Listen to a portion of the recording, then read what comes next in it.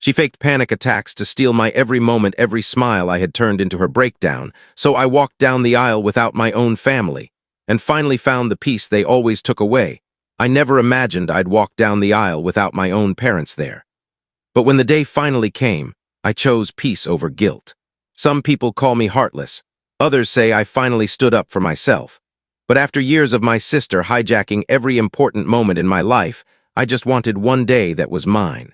Now that it's all over, I keep asking myself, did I cross the line, or did I finally do the right thing? I'm 23, and last month I married the love of my life, Leander, who's 33.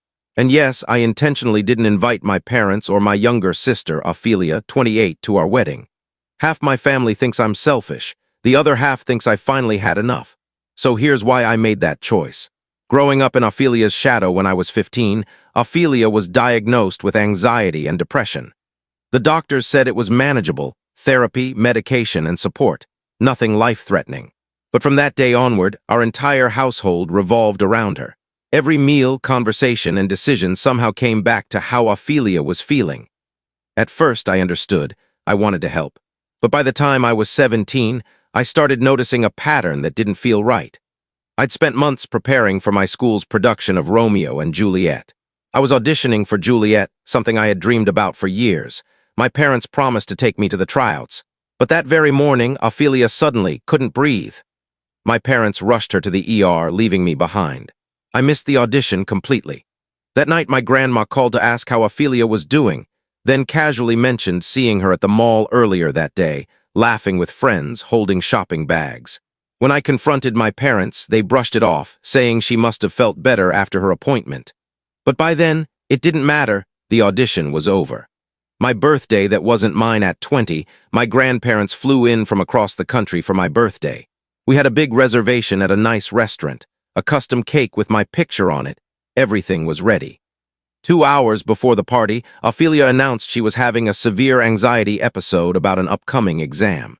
My parents panicked and took her to urgent care in the same car that had my birthday cake. The party went on without them.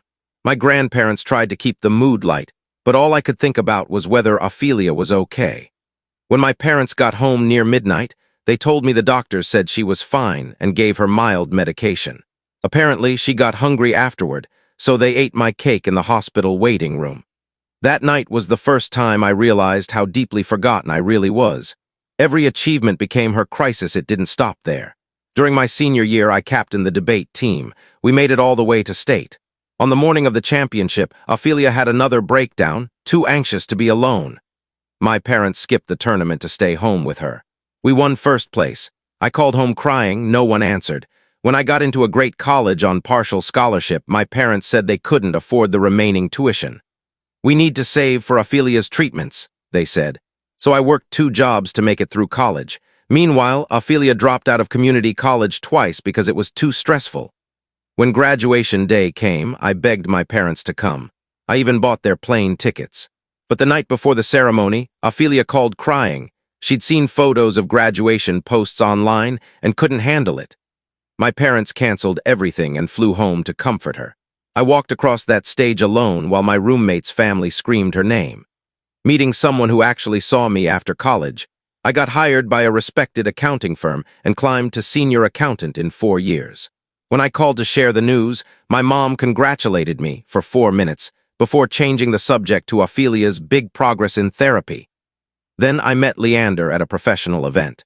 He worked at another firm, and he was the first person who truly listened when I spoke. His family welcomed me instantly.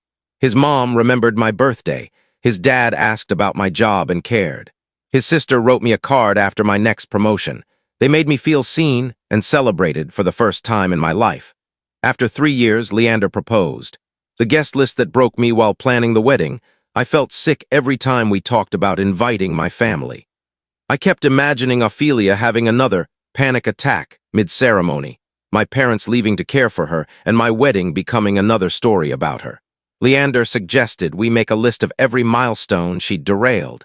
It was longer than I remembered. He looked at me and asked, "Do you want to risk that happening again?" I said no, so we decided not to invite them. I quietly called a few relatives, asking them not to share the date or venue. And when the day came, it was perfect. Leander's dad walked me down the aisle. His mom helped with my dress. Everyone stayed. No emergencies. For the first time, I was allowed to exist in my own story. 3 days later, my cousin posted wedding photos online. My parents exploded. I woke up to 15 missed calls, endless voicemails, and walls of texts calling me ungrateful, cruel, and selfish. My mom said I humiliated them. My dad said they sacrificed everything for us, especially Ophelia. Then Ophelia messaged me, a long, dramatic text saying I'd destroyed the family, triggered a severe panic attack that put her in the hospital, and proved I didn't care about her recovery. Aunts and uncles started calling too, guilt-tripping me about family loyalty, saying mental illness isn't her fault. A few cousins cut contact. Others secretly told me they understood. My grandmother said she wished things were different, but admitted she saw the pattern too. And still, part of me wondered if I'd gone too far. The truth starts cracking first. Thank you to everyone who supported me after my post. Reading your responses helped me realize I wasn't crazy for noticing the pattern. But what happened next still shocks me. After my parents found out about the wedding, they doubled down. My mom called Leander's boss, yes, his boss, claiming he stole their daughter and turned her against her family. She asked what the company's policy was on employees who break up families. His manager told her politely that family drama wasn't company business. Then my dad started leaving voicemails for Leander, saying I'd always been difficult and needed extra patience. He said I'd exaggerated everything and begged Leander to convince me to make peace. When that failed, my mom called Leander's mother, crying that they'd lost their daughter. Unfortunately for her, Leander's mom is a retired social worker. She listened quietly, then asked calm, pointed questions about birthdays, graduations, milestones. My mom got defensive fast, saying, Ophelia's health required sacrifices from everyone. Leander's mom replied, missing every major event in your other child's life is more than a few sacrifices. My mom hung up. The cousin who knew too much then came the call that changed everything. My cousin Jessica, who lives near my parents, reached out. She said she'd been thinking about all this and remembered something strange from years ago. When I was 17, the night of my senior prom, Ophelia had a major panic attack just before I was supposed to leave. My parents rushed her to the ER, leaving me behind. They said they'd come back in time for photos. They never did. Jessica told me she was working at the local movie theater that night and saw Ophelia there, laughing with her boyfriend, eating popcorn, completely fine. I felt my stomach drop. She said she didn't tell me back then because she didn't want to start family drama. But now, after hearing about the wedding, she realized the pattern had been there all along. That one story made me start digging. The evidence I went through Ophelia's old social media posts. The day of my college graduation, when she claimed she was triggered and my parents flew home, she was posting from a music festival. The night of my 20th birthday emergency, she tagged a restaurant across town with friends, smiling in photos. It wasn't one or two coincidences. I found at least 6 examples of her pretending to have breakdowns while she was actually out having fun. I showed everything to Leander. He sat in silence for a long time before asking, "Do you think she's been faking all this just to ruin your moments?" The idea crushed me, but I couldn't deny the proof. The confrontation I called Ophelia. I asked why she was at a music festival during my graduation if she'd been having a mental breakdown. She stayed quiet. Then she started crying, accusing me of attacking her while she was already struggling. When I brought up the prom night theater incident, she cracked. After stammering excuses, she finally admitted it. She confessed she sometimes faked her panic attacks, only when you were getting too much attention. She said it wasn't fair that I got everything easily while she was the one struggling. I couldn't even respond. When I asked if she realized what she'd cost me, birthdays, graduations, once-in-a-lifetime moments, she said, "Your events weren't more important than my mental health." No apology, no remorse, just justification. That was the last time we spoke. Moving on, I didn't show my parents the evidence. Deep down, I think they already know and just don't want to face it. Leander keeps reminding me that even if they admitted everything, it wouldn't give me back those years. I've stopped replying to family texts and calls. Some relatives insist forgiveness is what family does. But I can't forgive people who won't admit they hurt me. Leander and I decided to focus on us. A fresh start a month ago, Leander got promoted and we moved to Denver. We bought a small house, quiet neighborhood, fresh start. Sometimes I still think about everything that happened. The birthdays, the milestones, the times I sat alone waiting for someone who never came. But when I look at Leander and remember our wedding, the peace, the joy, the stillness, I finally know I did the right thing. For once in my life, the day was mine, and no one, not even my family, can take that away again. TLDR. My sister faked panic attacks to steal attention during every major event in my life. I finally excluded her and my enabling parents from my wedding and discovered proof she'd been lying for years. Now I've chosen peace, even if it means letting my family go. I had finally started to feel at peace about everything that happened with the wedding. The anger had settled, and the constant anxiety about my family's opinions was fading away. That was until I got an unexpected call from my Aunt Carol, my mother's older sister, 54. Carol was one of the loudest voices pushing me to make amends with my parents after the fallout. Right after the wedding, she'd left several harsh voicemails calling me stubborn, dramatic, and selfish. So when her name flashed across my screen this time, I braced myself for another lecture. But her voice was different, quieter, uneasy. She said she had something important to tell me, something about my parents and Ophelia that I needed to hear. She was in Denver for a work trip and asked if we could meet for coffee. I hesitated. Carol had never really been in my corner before. Still, curiosity won. I agreed.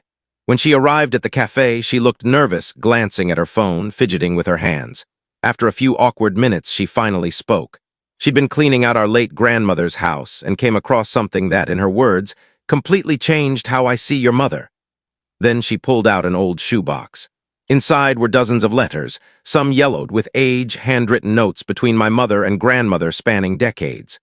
Most of them were harmless, family updates, birthday cards, holiday messages. But Carol found a series of letters that painted an entirely different picture. These were written by my mother and revolved around Ophelia, starting around the time she was first diagnosed with anxiety and continuing through our teenage years into adulthood. Carol handed me one of the letters, dated when I was 14.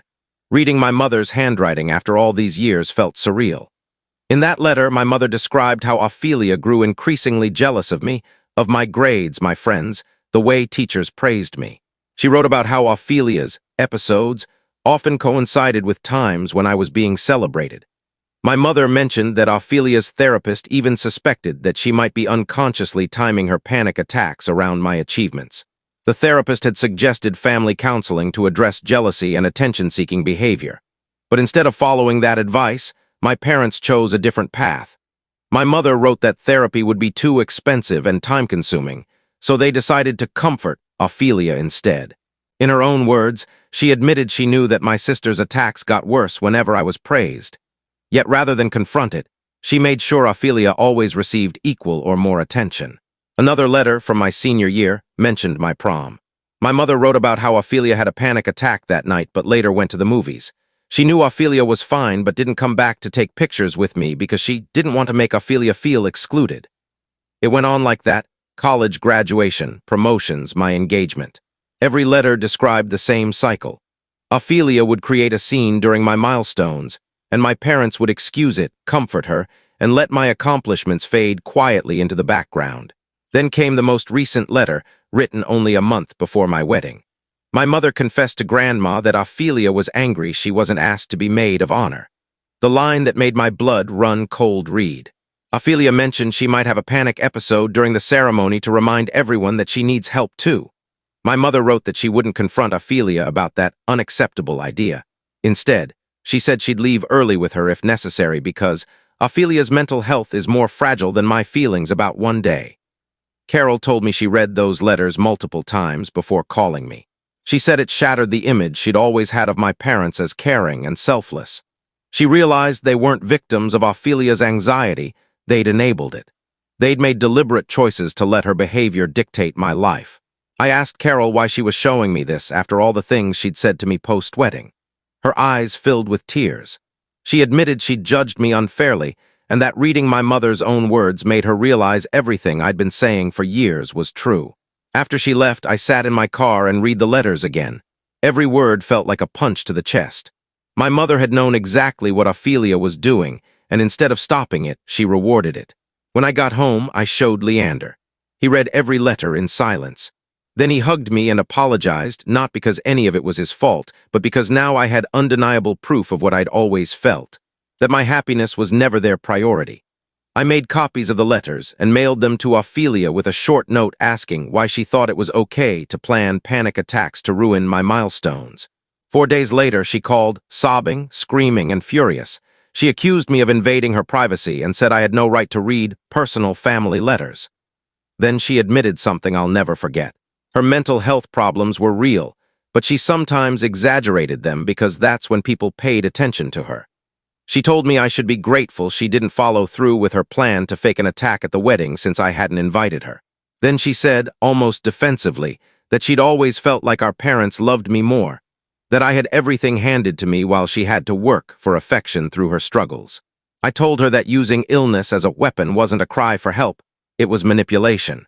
That she'd stolen joy from me for years and expected sympathy for it. She accused me of being selfish, of caring more about parties and ceremonies than her well-being. Then she blocked my number.